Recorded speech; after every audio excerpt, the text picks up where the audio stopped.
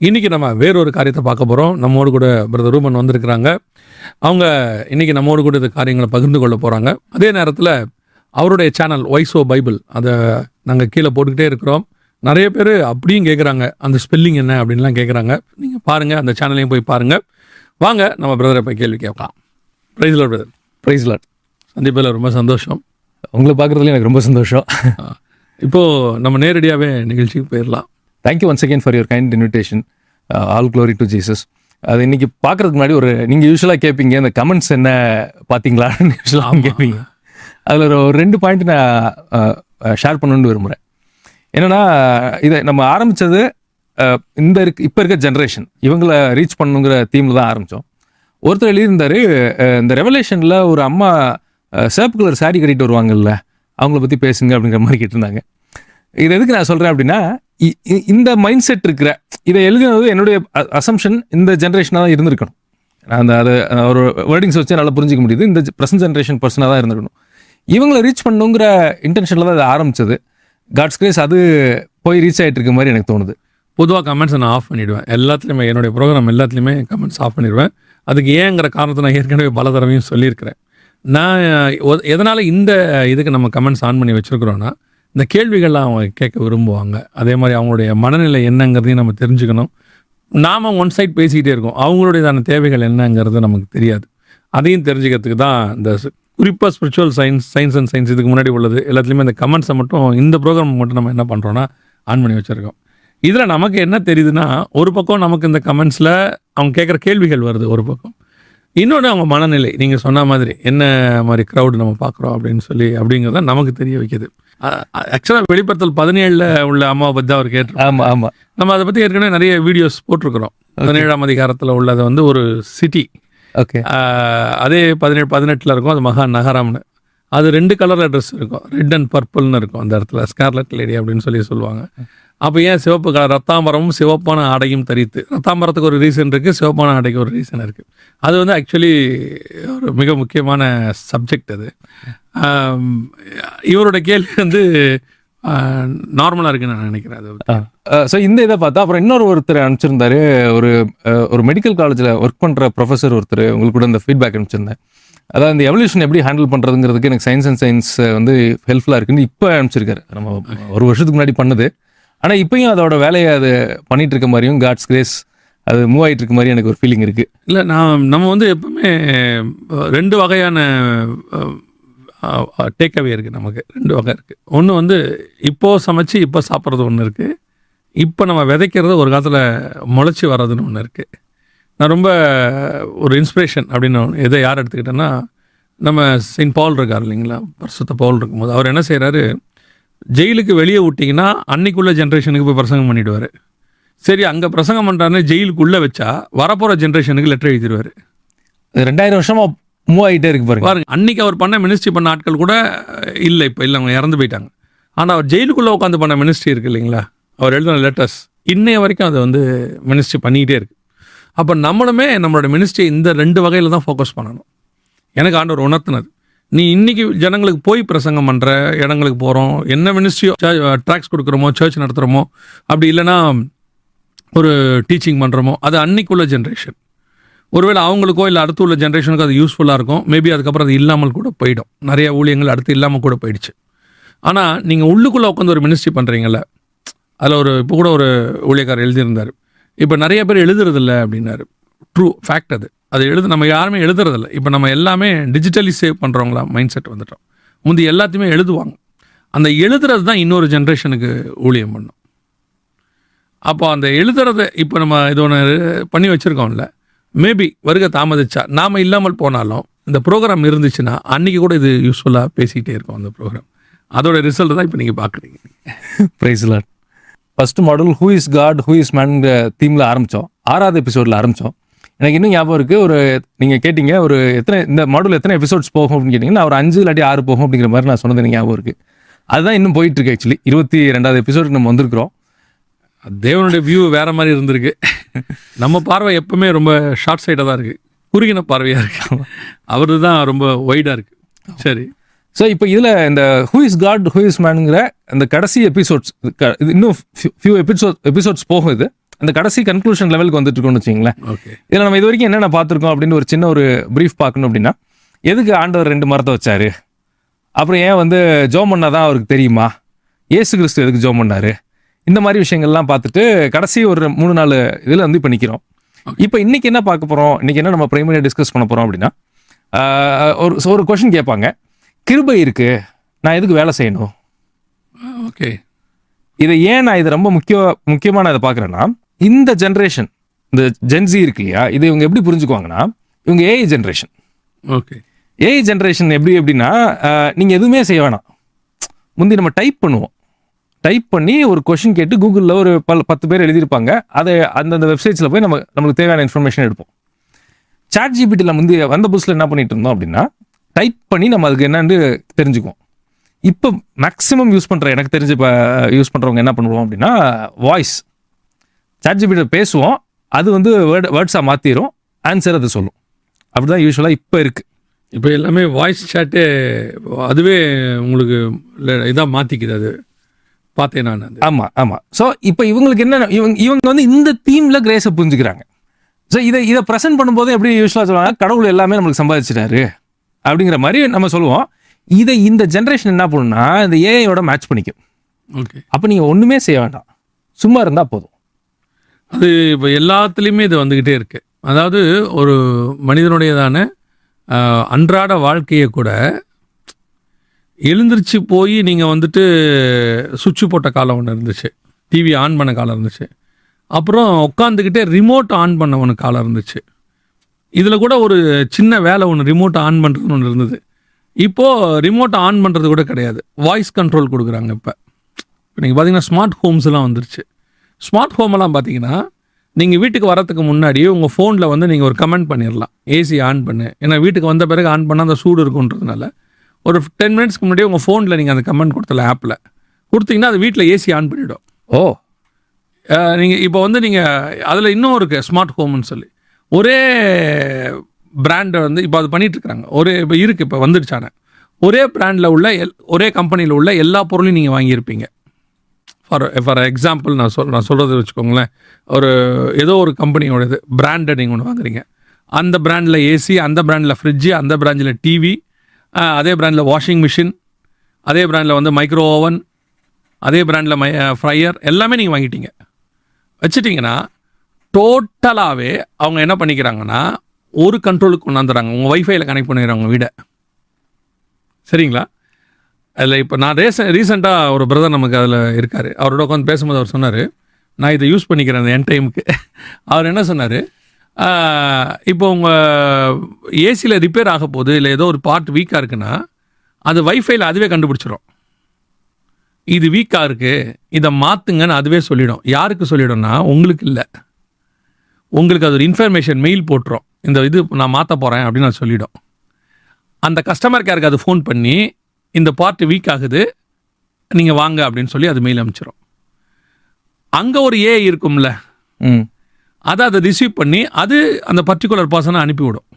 அவங்களுக்கு ஒரு மெயில் அனுப்பி, இந்த வீட்டுக்கு இப்போ இது தேவைப்படுதுன்ட்டு. உங்களுக்கு மெயில் வந்து நீங்கள் பார்த்துட்டு இவங்க வருவாங்கன்னு நீங்கள் தெரிஞ்சுக்கிட்டா போதும். நீங்கள் மெயில் பார்க்கலன்னா அவங்க வந்தால் நீங்கள் ஆச்சரியப்படுவீங்க எப்படி. ஆனால் பார்த்தா அந்த பார்ட் அங்கே வீக் ஆகிருக்கும்.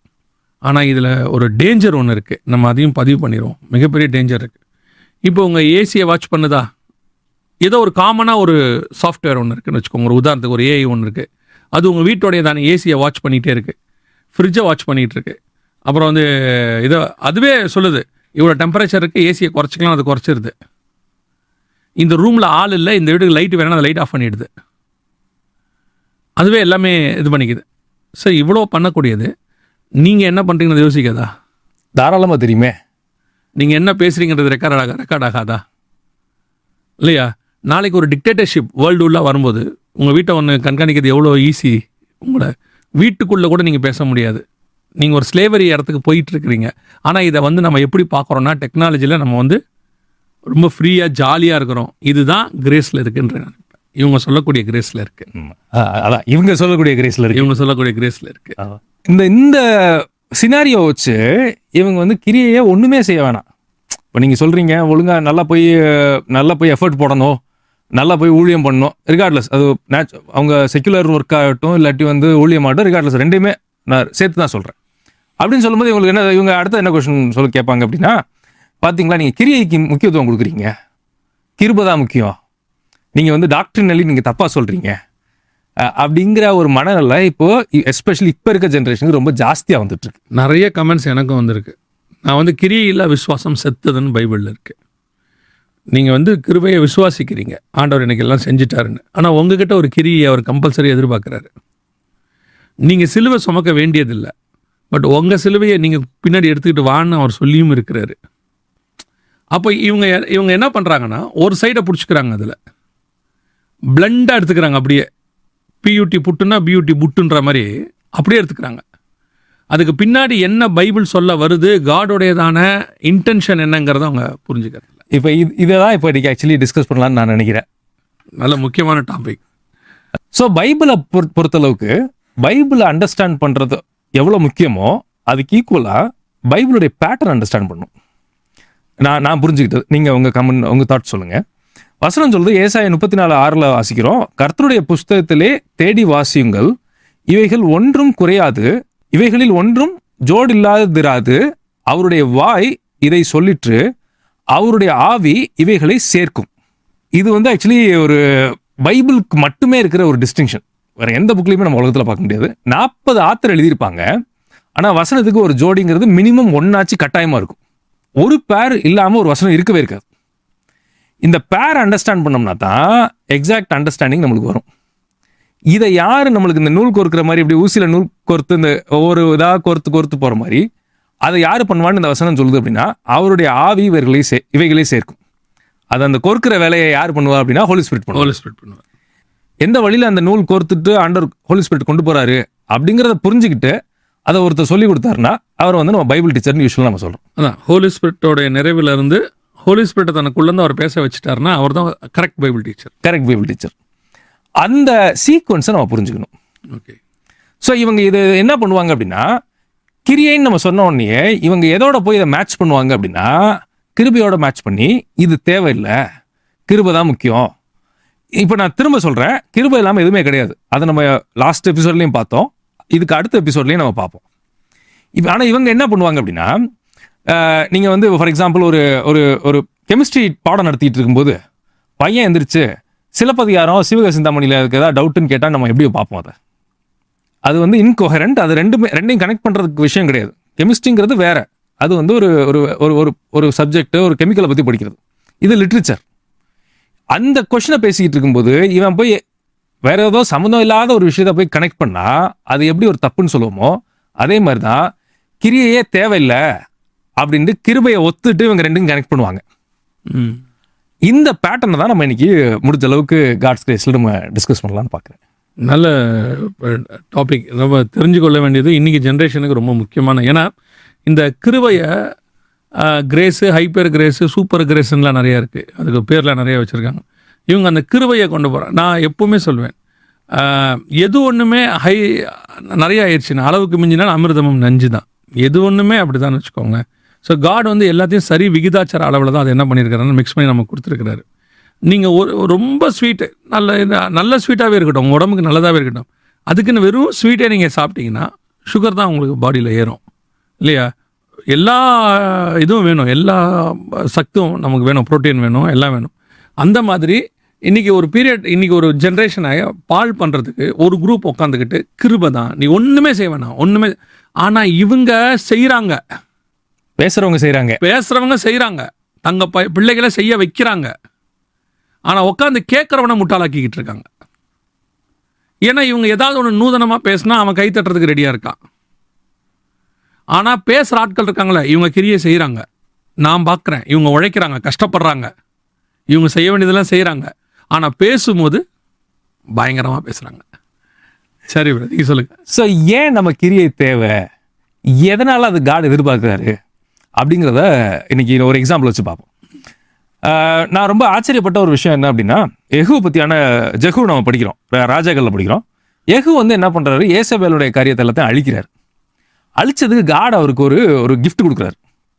என்ன சொல்கிறாரு அப்படின்னா, 2 ராஜாக்கள் 10:30 வாசிக்கிறோம். கர்த்தர் எகுவை நோக்கி, என் பார்வைக்கு செம்மையானதை நீ நன்றாய் செய்து என் இருதயத்தில் இருந்தபடியெல்லாம் ஆகாபின் குடும்பத்திற்கு செய்தபடினால் உன் குமாரர் இஸ்ரவேலுடைய சிங்காசனத்தின் மேல் 4 தலைமுறையாக வீற்றிருப்பார்கள் என்றார். யெகூ என்ன பண்றாரு அப்படின்னா ஏசபேலுடைய காரியத்தை மொத்தம் அழிக்கிறார். இந்த ஒரே ஒரு காரியத்தை பார்த்து காட் ரொம்ப கம்ஃபர்ட், அவர் மனசுல ரொம்ப சந்தோஷப்பட்டு அவருக்கு ஒரு நல்ல ஒரு கிஃப்ட் கொடுக்குறாரு. 4 ஜெனரேஷனா வந்து உன்னுடைய வம்சம் வந்து இஸ்ரேல் மேல ஆளுகை செய்யும், ராஜாவா இருப்பாங்கன்னு சொல்றாரு. அவங்க தவறுறாங்க ஆக்சுவலி. அதை நம்ம மொத்தமாக படிச்சு அவங்களுடைய வரலாறு நம்ம இதில் படிச்சு ராஜாக்களை படிக்கும்போது அவங்க தவறுறாங்க. இஸ்ரேலை சிறுகப்படுத்துறாரு, ஆனால் ராஜாவா இருந்து அவர் தள்ளவே மாட்டார். அந்த 4 ஜெனரேஷன் வரைக்கும் அது போகும். எனக்கு ஒரு யோசனை வந்தது, இதை நான் ஃபர்ஸ்ட் படிக்கும்போது எனக்கு ரொம்ப ஆச்சரியமா இருந்துச்சு. இன்னொரு சைடு எனக்கு சிரிப்பாகவும் இருந்துச்சு. ஒரு ஏசபேலையும் ஏசபேலுடைய காரியத்தையும் அழிக்கிறது அவ்வளோ கஷ்டமா காடுக்கு? பார்வோனை 1/2 செகண்ட்ல அழிச்சு தள்ளிட்டார். மோசேக்கு விரோதமா பேசினவங்கள பூமி பிளந்து உள்ள இழுத்துருச்சு. ஏசபேல்னு அவ்வளோ பெரிய ஆளா? நேச்சரை புல்லு துணி வச்சுட்டாரு இமிடியேட்டா. அந்த வார்த்தை அவன் வாயில் இருக்கும் போதேன்னு இருக்கும். ஓகே, அதுக்கப்புறம் பார்த்தா அது நீங்க சொன்ன மாதிரி நெபுகாத் நேச்சார அவனுக்கு அந்த மூளையே வேலை செய்யறத 1/2 செகண்ட்ல மாற்ற முடிஞ்சு. அவருக்கு எல்லாமே அவர் கையில இருக்கு. என்னால செய்ய முடியாத அதிசயமான காரியம் ஒன்று உண்டோ அப்படின்னு சொல்றாரு. அவர் சொல்ல ஆகும், கட்டளையிட நிற்கும்னு சொல்றாரு. இதெல்லாம் வச்சு பார்க்கும்போது யெகோவா போய் ஒரு பாராட்டி சீராட்டி இவனை ரொம்ப அப்ரிஷியேட் பண்ணி 4 தலைமுறையா, ஒரு தலைமுறையில 4 தலைமுறையா அவனுடைய வம்சமே நிற்கும் அப்படின்னு அவர் சொல்றாரு. எதனால அப்படின்னா ஏசபேலையும் ஏசபேலுடைய காரியத்தை அழிச்சதுனால அப்படிங்கிறதான் பிரைமரி ரீசனா அவர் சொல்றாரு. ஏசபேலை கடவுளை அழிக்க முடியாத அளவுக்கு அவ பெரிய ஆளா? அவ ஒண்ணுமே கிடையாது. நெபுகாத் நேச்சாரையும் நீங்க சொன்ன இந்த ப்ரீவியஸ் எக்ஸாம்பிள்ஸை பார்க்கும்போது நெபுகாத் நேச்சாரை கம்பேர் பண்ணும்போது ஷீ இஸ் நத்திங், ஒண்ணுமே கிடையாது. ஒரு என்ன சொல்றது, ஒரு திராட்சை தோட்டத்துக்காக ஒரு வேலையை பார்த்து பண்ற ஒரு கீழ்த்தரமான ஒரு மட்டமான ஒரு சிறிய அளவுல திங்க் பண்ணக்கூடிய ஒரு ஆள். இவளை அழிச்சதுல ஏன் அவர் அவ்வளவு சந்தோஷப்படணும் அப்படின்னு பார்க்கும்போது நான் புரிஞ்சுக்கிட்டது மேக்சிமம் விஷயத்த காட் மனுஷனை வச்சுதான் பண்ணணும்னு நினைக்கிறாரு. இல்லாட்டி மனுஷன் மூலமா அச்சீவ் பண்ணணும் தான் மேக்சிமம் நினைக்கிறாரு. ஏன் அப்படின்னு நம்ம யோசிக்கும் போது இங்கதான் நம்ம இவ்வளோ எபிசோட்ஸா நம்ம ஃபண்டமெண்டலா ஒரு ஐடியா வச்சு பேசியிருப்போம். மனுஷங்களுக்கு தன்னாட்சி அதிகாரம்னு ஒன்று கொடுக்குறாரு. அதுதான் ஹியூமன் அட்டானமி. ஓகே, மனுஷனுக்கு இண்டிவிஜுவலா எனக்கு அட்டானமி கொடுத்துருக்காரு. இதை நம்ம சுயாட்சின்ற பல எபிசோட்ஸ்க்கு முன்னாடி பேசணும். என்னுடைய இண்டிவிஜுவல் லிமிட்ல எனக்கு ஒரு அட்டானமி கொடுத்துருக்காரு, அதிகாரம். அதான் தன்னாட்சி. என்னுடைய வாழ்க்கையை நான் என்ன சொல்றது, ஆண்டு கொள்றதுக்கு அதிகாரம். அதான் நம்ம இன்னொரு ஸ்பிரிச்சுவல் ஆங்கிள் பார்த்தோம். ஏன் இருதயத்துக்குள்ள கடவுளே வரணும்னா இருந்தா கூட அவர் வாசல் இருந்து கதவு தான் தட்டணும், உள்ள வர்றதுக்கு நான் அனுமதி கொடுத்தாதான் வரணும் அப்படின்னு பார்த்தோம். ஏன் ஜெபம் பண்ணணும்னு பார்த்தோம், நம்ம விருப்பத்தை தெரிவிச்சாதான் என்னுடைய அக்செப்டன்ஸ்ல தான் காட் வேலை செய்ய முடியும். அதுக்கு ஜெபம் அடித்தளமா இருக்குங்கிறத நம்ம போன எபிசோட்ஸும் அதுக்கு முந்தின எபிசோட்ஸும் பார்த்தோம். ஹியூமன் பீயிங்ஸுக்கு இண்டிவிஜுவல் அட்டானமி இருக்கு அண்ட் கலெக்டிவ் அட்டானமி. இந்த பூமியை மனுஷ அதிகாரத்துல ஆண்டவர் ஒப்பு கொடுக்குறாரு. இதை ஆண்டு கொள்ளுங்கள் அப்படிங்கிற அதுல இருந்து எடுக்கிறோம். அவன் மனுஷனுக்கு இந்த உலகத்து மேல அவனுக்கு அதிகாரம் இருக்கு, நம்மளுக்கு கொடுத்த அதிகாரம். அதான் ஆட்சி செய்யற அதிகாரம். இந்த அதிகாரம் இருக்கிறதுனால காட் என்ன பண்ணணும்னு நினைக்கிறாருன்னா மேக்சிமம் விஷயத்த மனுஷன் மூலமா பண்ணணும்னு அவர் விரும்புறாரு. அவரே செய்யலாம், அவர் சொல்ல ஆகும், கட்டளையிட நிற்கும், தூதர்களை வச்சு பண்ணிடலாம். வானம் என்னுடைய சிங்காசனம், பூமி எனக்கு பாதப்படிங்கிறாரு. பூமி சுத்திக்கிட்டு இருக்கிறது அவருடைய கமாண்ட், அவருடைய வார்த்தையில் இருக்க வல்லமையில தான் இன்னைக்கு வரைக்கும் அது பிரச்சனையே இல்லாமல் ஓடிட்டு இருக்கு. எல்லாமே அவரால் செய்ய முடியும். ஏன் மனுஷனை வச்சு ஒர்க் பண்ணணும் அப்படின்னு நினைக்கிறாருன்னா இந்த அதிகாரத்துக்கு உட்பட்டதுனால maximum to the way possible அவர் மனுஷனை வச்சு தான் அவர் செய்யணும்னு நினைக்கிறார். இது என்னன்னா மனுஷன்தான் அவரை, நீங்கள் பூமியில் எதை வச்சு அவர் செய்கிறாரோ அது மனுஷனுக்கு ஈக்குவலான விஷயமா தான் இருக்கும். அவன் தான் அதுக்கு சரிசமமாக இருக்க முடியும். இப்போ அவர் இறங்கினாருன்னா இப்போ எப்படி ஆகிடும்னா கோலியாத்தும் டேவிடு மாதிரி ஆகிடும். இவர் சர்வ வல்லமை உள்ள தேவன். பார்வோன்ட்டு இவர் இறங்கி சண்டை போட்டார்னா அது நல்லா இருக்காது. அப்போ இவர் என்ன செய்கிறாருன்னா அந்த செங்கடலை பிளக்கிறதுக்கு கூட அவர் சொல்கிறாரு, நீ எங்கிட்ட ஏன் பேசிகிட்டு இருக்க, கோலை கொண்டு போய் செங்கடல் மேலே காட்டு அப்படிம்பார்.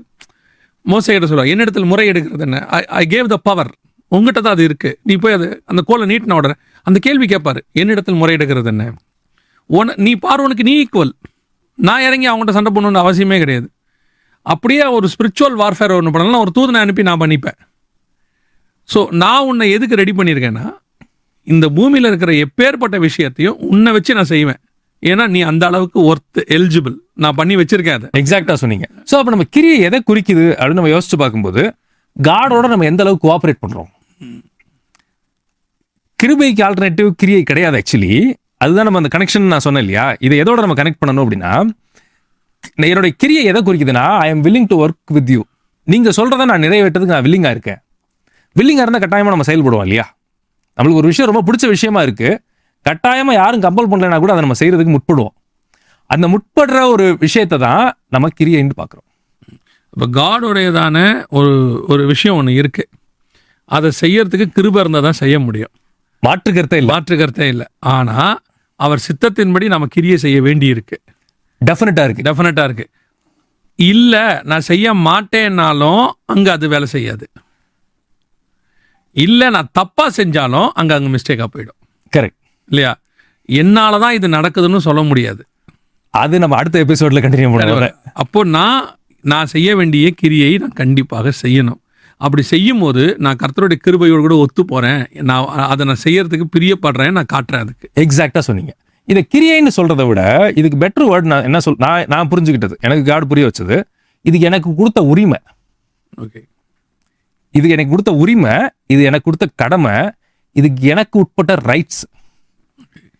ஏன் இந்த அட்டானமின்னு சொல்றோம் இல்லையா, என்னுடைய சுயாட்சிக்கு உட்பட்ட கடமை, உரிமை, ரைட். இதை செய்யறதும் செய்யாததும் என்கிட்ட இருக்க விருப்பம். ஒரு நல்ல எக்ஸாம்பிள் எனக்கு தோணுது. கெத்செமனேல கிரைஸ்ட் பிதாவை பார்த்து ஒரு ஜெபம் பண்ணுவார். அப்படி பண்ணும்போது அவர் என்ன சொல்லுவார்னா, உமக்கு சித்தமானால் இந்த பாத்திரம் என்னை விட்டு நீங்கும்படி செய்யும், ஆகிலும் என் சித்தத்தின்படி அல்ல உம்முடைய சித்தத்தின்படி ஆகிடுவது. இப்போ கிரைஸ்டுக்கு ஒரு லேகியோனுக்கு அதிகமான தூதர்களை இறக்கவும் பவர் இருக்கு அந்த இடத்துல. ஜான் 13 இருக்கு, யோவான் 13 பிதாவாகிய தேவன் தாமே சகலவற்றையும் அவர் கையில் ஒப்பு கொடுத்தாருன்னு இருக்கு. ஸோ கிரைஸ்டுக்கு இப்போ தன் சுயாதீனத்தில் என்ன வேணாலும் செய்ய முடியும். ஆனால் இவர் ஒரு பேட்டர்ன் வச்சிருக்காரு. பரலோகம் ஒரு பேட்டர்ன் வச்சிருக்கு. இயேசு இப்படி தான் சிலுவைக்கு போகணும், இப்படி தான் பண்ணணுன்றது இருக்கு. இப்போ கிரைஸ்ட் என்ன பண்ணுறாருன்னா, அதை வில்லிங்காக போய் ஏற்றுக்கிறாரு. நான் அதை செய்கிறேன், எனக்கு இப்படி நிறைய இருக்கு, ஆனாலும் என் சித்தத்தின்படி அல்ல, நீங்கள் சொல்கிறபடி நான் அதை செய்கிறேன். அந்த கிருபையும் இந்த கிரியையும் ஒன்றா சேருது. உங்களே ஒரு எக்ஸாம்பிள் வச்சு நான் எடுத்துக்கிறேன். உங்கள் மினிஸ்ட்ரி ஒரு லாஸ்ட் ஃபியூ இயர்ஸ் நான் பக்கத்துலேருந்து பார்த்துருக்கேன். நீங்கள் எந்த அளவுக்கு ஒர்க் பண்ணுவீங்கிறத நான் பார்த்துருக்கேன். இது காட்ஸுடைய ஸ்பிரிட் எந்த அளவுக்கு அங்கே வேலை செய்கிறாருங்கிறதையும் நிறைய பேர் டெஸ்டிமனி சொல்லி நான் கேட்டிருக்கேன். உங்களுக்கு இப்போ ரெவலேஷன் கொடுக்குறது காடு, கிருபை. உங்களுக்கு அதை நீங்கள் அதை போய் அதை ஆர்டிகுலேட் பண்ணி சொல்கிற அந்த ஒரு கிஃப்ட்டுங்கிறத அதுவும் கிருபண்டே வச்சுக்கும். 100% கிருபை வச்சுக்கும். எல்லாமே கிருபை. அவங்க மனுஷன் கேட்குறாங்க, கேட்டுட்டு அவன் மனசுல கிரியை செய்யறதும் ஆண்டவருடைய ஆவியானவர் இதெல்லாமே. ஆனால் இதெல்லாம் கிருபை, மாற்று கருத்தே இல்லை. ஆனால் நீங்கள் ஒரு இடத்துக்கு போவீங்க, அதுக்கு ப்ரிப்பேர் பண்ணுறதுக்கு ஒரு எஃபர்ட் ஒன்று போடுவீங்க. அது காடு கிட்ட கேட்கறதுக்குன்னு ஒரு இடத்துல நீங்கள் போய் உட்காந்து ஜோம் பண்ணுவீங்க. இது எல்லாம் நீங்கள் பண்ணுறது உங்கள் சுயாட்சியில் உட்பட்ட உங்களுக்கு காடு கொடுத்த உரிமை. இதை நீங்கள் செய்யலாம், செய்யாமலும் இருக்கலாம். கரெக்டுங்களா? 100%. இதுதான் நம்ம போர்ஷன். நம்மளுக்கு நம்ம சுயாட்சியில் ஆண்டவர் கொடுத்த விருப்பம். இதை நம்ம செய்யலாம், செய்யாமலும் இருக்கலாம். இதை நம்ம செய்யலைன்னா காடுடைய திட்டம் நிறைவேறாது. எனக்கு இது ஒரு எக்ஸாம்பிளில் கர்த்தர் சொல்லி கொடுத்தாரு. எப்படின்னா, நான் இப்படி செய்யலான்னு வச்சுக்கோங்களேன். போகிற வழியில் ஒரு வாழைத்தோப்பு இருக்குது. நான் ஒரு வாழைத்தோப்பை வாங்கி அந்த ஒரு வாழைப்பழத்தை நானே விதைச்சி நான் சாப்பிட்லாம், எனக்கு எல்லா உரிமையும் இருக்குது இல்லையா? நான் ஒரு பன்னாட்டு கம்பெனி இருக்குது, அந்த பன்னாட்டு கம்பெனியோடைய கடைக்கு போய் நான் போய் என்ன செய்யலாம், அந்த வாழைப்பழத்தை வாங்கலாம். பட் நான் என்ன செய்வேன்னா, இது பர்சனலாக நான் செய்கிறது, அதனால் ஆண்டவர் எனக்கு உணர்த்தினார். நான் என்ன செய்வேன்னா, அந்த பன்னாட்டு கம்பெனி கடைக்கு போய் அதை வாங்க மாட்டேன். ரோட் சைடில் ஒருத்தர் இருக்கார்ல, பழம் கம்பேர் பண்ணால் ஹைஜீனிக்காக இருக்காது, என்ன வேணா இருக்கட்டும் அதுக்கு. ஆனால் இவர்கிட்ட நான் அதை வாங்குவேன். நான் என் மனைவிக்கிட்டையும் சொல்லுவேன், இவங்ககிட்ட வாங்குங்க, இவங்ககிட்ட நீ வாங்கு. என்ன ரீசன் அப்படின்னா, அவருக்கு அது அந்த பன்னாட்டு கம்பெனிக்கு அது தேவை கிடையாது, அவருக்கு அளவுக்கு அதிகமானது. அது ரீசன் நான் சொல்கிறேன். இவருக்கு அது அன்றாட வாழ்க்கை. ஸோ நமக்கு இது செய்ய முடியும். இதே தான் காட் என்கிட்ட சொன்னது. என்னால் இந்த காரியத்தை எல்லாத்தையும் நான் செய்ய முடியும். நான் ஏன் உன்னை வச்சு செய்கிறேன்னா, அதில் உனக்கு ஒரு பெனிஃபிட் உண்டு. இப்போ நான் செய்ய மாட்டேன்றதும் செய்யணுங்கிறதும் என் கையில் தான் இருக்குது. எக்ஸாக்டாக சொன்னீங்க. இன்னொரு விஷயம், நான் விசுவாசிக்கிறேன், நான் வேலையை செய்ய மாட்டேன்னு ஒருத்தர் சொல்கிறாருன்னு வச்சுங்களேன். எனக்கு புரிஞ்சது, பைபிள்லேருந்து நான் புரிஞ்சுக்கிட்டது, அவர் விசுவாசிக்கலன்னு அர்த்தம். ஆமாம், அந்த வேர்டை விசுவாசிக்கல. அவர் விசுவாசிக்கல. கொஞ்சம் யோசிச்சு பாருங்களேன். எலெக்ஷன் வருது, எலெக்ஷனில் வின் பண்ணுவோன்ற ஒரு பாதி நம்பிக்கை ஒருத்தருக்கு இருந்தால், அவர் போய் எலெக்ஷனில் போய் நின்று அது கேன்வாஸ் பண்ணுறது, 10 பேரை பார்க்குறது, எல்லா வேலையும் அந்த ஒரு மாதம் பண்ணுவார். கட்டாயமாக எனக்கு ஒரு 50% சான்ஸ் இருக்குது எனக்கு அப்படிங்கிறத நம்பினாருன்னா அவர் வேலை செய்வார். ஒருத்தருக்கு நம்புறாரு, வாய்ப்பே இல்லை நான் ஜெயிக்கிறதுக்கு, அவர் வேலை பார்க்க மாட்டார். ஒருவேளை நம்ம ஒரு விஷயத்தை நம்புகிறோம், ஒரு கடவுள் சொன்ன ஒரு வார்த்தையை நம்புகிறோன்னா அதனுடைய இன்னொரு எக்ஸ்பிரஷன் என்ன அப்படின்னு பார்த்தீங்கன்னா, நான் எந்த அளவுக்கு அதுக்கு வந்து அதை நோக்கி நான் வேலை செஞ்சு போகிறேன். ஒருவேளை நான் வேலையை செய்யலைன்னா அந்த கொடுத்த வார்த்தையை நான் நம்பவே இல்லைன்னு அர்த்தம். இவங்க யார் தெரியுங்களா? இந்த இது நீங்கள் சொன்னது ஒரு ஆங்கிள். இன்னொரு ஆங்கிள்னா கருத்து கணிப்பில் சொல்லிட்டாங்க நீங்கள் ஃபுல்லாக 200 தொகுதி நீங்கள் தான் ஜெயிக்க போகிறீங்கன்ட்டு. அதான் சொல்லிட்டாங்களே 200 தொகுதியும் ஜெயிக்க போகிறோமே, அப்புறம் நம்ம ஏன் போய் ஜனங்களெல்லாம் பார்த்துக்கிட்டு வீட்டில் படுத்துருக்கலான்னா அந்த ஒரு மாதத்தில் அவங்க தோற்றுருவாங்க. அப்படி யாராச்சும் பண்ணுவாங்களா? அவங்க அந்த 200 தொகுதியை இன்னும் போய் சந்திப்பாங்க அவங்க. ஆமாம், எனக்கு இப்போ வாய்ப்பு இருக்குது, 200 தொகுதி நான் ஜெயிப்பேன்னு ஒருத்தர் எனக்கு கருத்து கணிப்பு சொல்கிறாரு, நான் எந்த அளவுக்கு நான் போராடுவேன். ஒரு முதல்வர் சொன்னது எனக்கு இன்னும் ஞாபகத்தில் இருக்குது. கருத்து கணிப்புகள் அப்படியே இருக்கட்டும், அதான் தன் தொண்டர்களுக்கு சொல்கிறாரு, நம்ம ஜெயிப்போன்னு கருத்து கணிப்பு சொல்லுது, அதை கேட்டுட்டு சோம்பேறியாக இருந்துடாதீங்க, நம்ம இன்னும் உழைக்கணும்னு அவர் சொன்னது எனக்கு இன்னும் ஞாபகத்தில் இருக்குது. ஆனால் ஆவிக்குரிய விஷயத்தில் மட்டும் என்ன இவங்க நம்ம ஆட்கள் நம்ம பண்ணுவாங்க அப்படின்னா, காடு சொல்லிட்டார்ல அப்புறம் எதுக்கு நான் வேலை செய்யணும். கிரேஸ் வந்து கேர்லெஸ்னஸ்க்கு ஆல்டர்னேட்டிவ், அதை சமாளிக்கிறதுக்கு ஒரு தன்மையாக இவங்க யூஸ் பண்ண பழகிட்டோம். இன்னொரு வார்த்தையும் இருக்குது, அதுக்கு பேர் ஆவிக்குரிய சோம்பேறித்தனம். ஆவிக்குரிய எவல்யூஷன் தியரி. ஆவிக்குரிய எவல்யூஷன் தியரி. அது எக்ஸாக்ட்லி. ஸோ கிருபை இல்லாமல் எதுவுமே கிடையாது. நம்ம திரும்ப இதையும் சொல்கிறோம், அதை நம்ம எப்படி பேலன்ஸ் பண்ணுறதுங்கிறத நெக்ஸ்ட் எபிசோடில் நம்ம பேசலாம். ரொம்ப ரொம்ப ரொம்ப சந்தோஷம். நல்ல எக்ஸ்ப்ளனேஷன், ரொம்ப எளிமையான எக்ஸ்ப்ளனேஷன். நான் இதுதான் விரும்புவேன், டு ரீச் எவ்ரி ஒன் அப்படின்றது. ரொம்ப சந்தோஷம் பிரதர் நீங்கள் வந்தது. இந்த நிகழ்ச்சி உங்களுக்கு பிரோஜனமாக இருந்திருக்குன்னு கர்த்தருக்குள் விசுவாசிக்கிறோம். பிரதருடைய நான் ஏற்கனவே சொன்ன மாதிரி வைசோ பைபிள் அந்த சேனலை போய் பாருங்கள். நம்மளது இதே காரியம் YTVலையும் வருது, HLMலையும் வருது. நான் ஏற்கனவே சொன்ன மாதிரி தான் வருகிறது. அதுலேயும் இடத்துல நீங்கள் பார்க்க முடியும். கர்த்தருக்கு சித்தமானால், வருகை தாமதிக்குமானால் மீண்டும் உங்களை சந்திக்கிறோம். God plus.